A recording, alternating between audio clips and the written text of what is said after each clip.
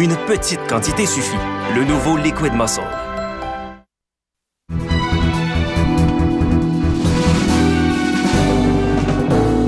Quand un petit bébé naît au Québec, on émet un acte de naissance. Alors, vous remplissez, vous êtes à l'hôpital, vous remplissez votre formulaire et dans le formulaire, il y a le nom et il y a le sexe. Il faut dire si c'est un petit gars ou une petite fille, c'est la déclaration de naissance. Et à partir de cette déclaration-là, on va vous donner un certificat de naissance.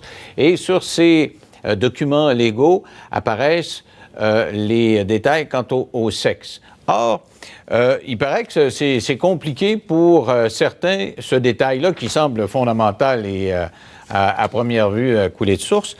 Pourtant, selon le Centre de lutte contre l'oppression des genres, ça pose des difficultés pour les jeunes qui, avant 18 ans, ne changent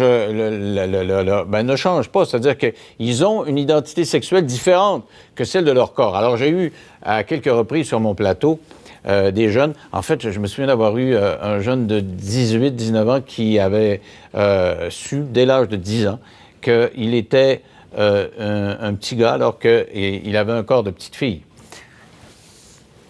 Je me souviens de Maud Hubert, on l'avait forcé tout jeune à choisir son sexe et vraiment, ça a été déchirant dans son cas. Alors, c'est quoi cette technicalité-là? Pourquoi ça dérange les enfants qui peuvent avoir une identité sexuelle différente de leur corps? On va essayer de comprendre ça en parlant avec Gabrielle Bouchard, qui est coordonnatrice au Centre de lutte contre l'oppression des genres. Bonsoir.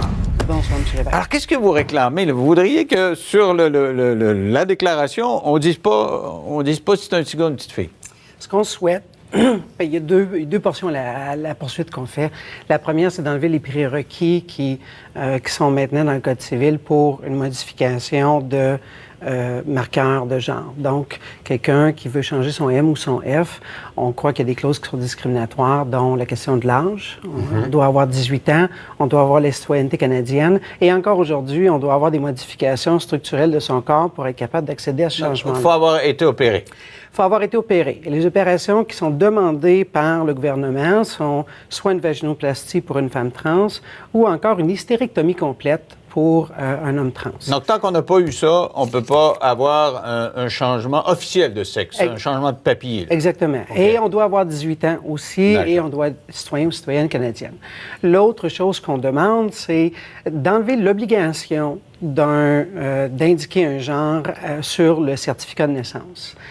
On base cette demande-là principalement sur les expériences intersexes, donc les personnes qui naissent avec ce qui est considéré comme une ambiguïté dans le sexe, ou soit dans les chromosomes, dans les gonades ou encore dans les organes sexuels. Il y a même eu un hermaphrodite qui a eu à choisir parce qu'elle avait les sexes, c'est-à-dire les organes autant de l'homme que de la femme. Exactement. On utilise intersexe maintenant. C'est un terme qui est beaucoup plus inclusif que hermaphrodite, mais effectivement, c'est basé sur ces expériences-là. Donc, dès la naissance, il y a une obligation légale d'identification du genre, et cette identification-là est extrêmement problématique, spécifiquement pour les personnes intersexes. C'est quoi le problème? J'essaie de comprendre, parce que supposons que tu as 7-8 ans et tu es à l'école, là, puis j'en ai eu, là, tu sais, des petits gars qui s'habillent en petite fille ou l'inverse.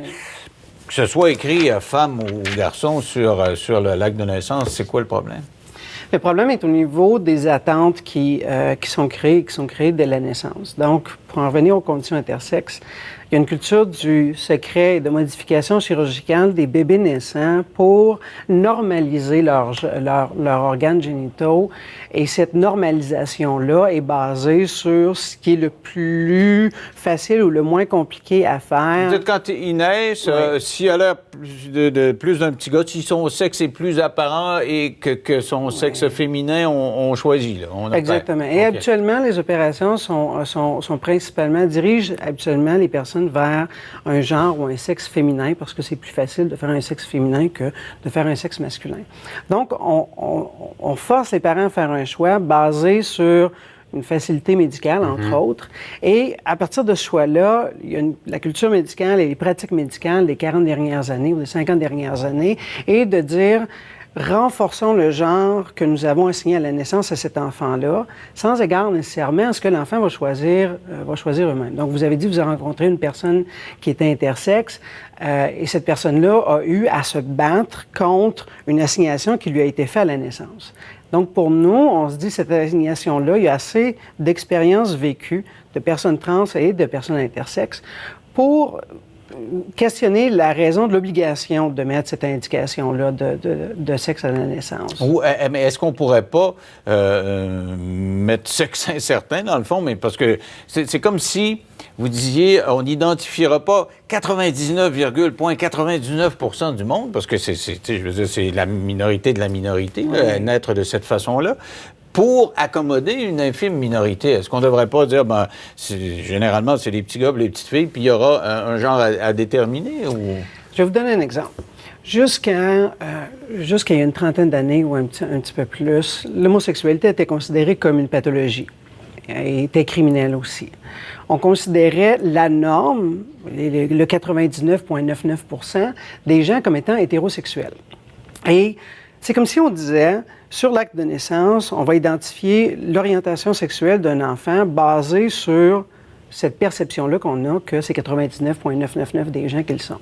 Les expériences qu'on voit, les recherches qui sont faites, les statistiques qu'on tente de bâtir sur les identités trans et les identités intersexes nous prouvent que ce 99,999-là est une perception, mais est loin d'être la réalité. Il y en aurait plus qu'on pense. Il y en a beaucoup plus qu'on pense. Et dans nos expériences vécues avec les gens avec qui on travaille, avec les organismes avec qui on travaille, et les gens qui viennent nous partager les expériences qu'ils connaissent et eux aussi, on se rend compte que cette assignation-là à la naissance est problématique et cause des dommages, cause des blessures, cause des changements chirurgicaux non voulus. Et donc, on se dit, pourquoi est-ce qu'on devrait le rendre obligatoire?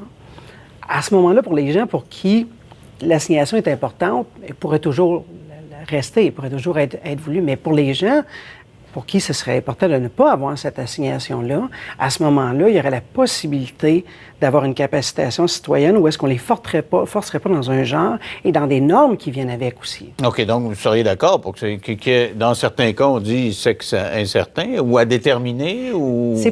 Cette pratique-là est problématique, un petit peu comme la question du troisième sexe, parce que à ce moment-là, on catégorise quand même, ou on met une espèce de grosse cible sur les gens par l'incertitude qu'on crée en les mettant dans une troisième catégorie. C'est quand même la réalité objective, c'est des gens qu'on ne le sait pas, là. Mais justement, c'est qu'on ne le sait pas. Donc, quand on interagit avec une personne intersexe ou avec une personne trans, souvent, on ne le sait pas.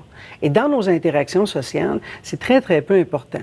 Là où est-ce qu'il y a un impact, c'est lorsque les personnes trans et les personnes intersexes doivent interagir avec leur identité légale. Vous et d'autres personnes n'ont pas nécessairement à vivre ce problème-là parce que... Ça tombe sous le sens, on est un homme, une femme. Ouais. Exactement. Mais si on prend encore l'exemple de l'orientation sexuelle, on assume les gens hétérosexuels jusqu'à preuve du contraire et ça crée des problèmes. Et là, vous réclamez aussi le fait qu'on puisse changer de sexe avant de se faire opérer et avant 18 ans. Oui, exactement. La question de l'opération, c'est une question qui va être réglée relativement rapidement parce que les exemples à travers le monde, à travers le Canada, sont nombreux où est-ce que chaque juridiction qui a été amenée en cours par des groupes ont tous perdu. Moi, j'ai vu ça dans le document. Tout le monde. Ça coule de source. Donc, ça tombe mais parlez-moi du 18 ans. Est-ce qu'on peut laisser à 12-13 ans, peut-être est-ce qu'on change d'idée des fois? Est-ce qu'on change d'idée? Peut-être. Selon votre expérience, vous dites qu'il y en a plus qu'on pense. Alors, et dans ceux qui sont plus nombreux qu'on pense qu'il y en a qui changent d'idée qu'à 12 ans, ils pensent sur une petite fille. La question à ce moment-là est de se dire, est-ce que d'imposer un genre qui, on sait, a un impact négatif sur les gens, va être plus important qu'un potentiel que quelqu'un change d'idée à un moment donné? Mm-hmm. C'est extrêmement intéressant, en tout cas. C'est une réflexion à faire, parce que ça existe. Vous le dites, c'est même peut-être plus nombreux qu'on pense. Puis j'en ai eu sur mon plateau. Et tout le monde est citoyen à part entière. Alors, comment l'État doit conditionner ses relations avec ses citoyens? Merci beaucoup d'avoir participé à l'émission. Restez là au retour. Les récentes sorties du milliardaire Eddie Savon ont fait beaucoup de bruit. Je reçois un de ses critiques Le propriétaire de Résidence Soleil se fait critiquer et c'est le cas de l'association de la QDR et le porte-parole est avec nous après la pause. Chez Bébérama Saint-Hyacinthe, nous pouvons meubler la chambre de votre petit trésor selon votre budget, vos goûts et vos besoins. Des gens passionnés et d'expérience travaillent pour vous et avec vous.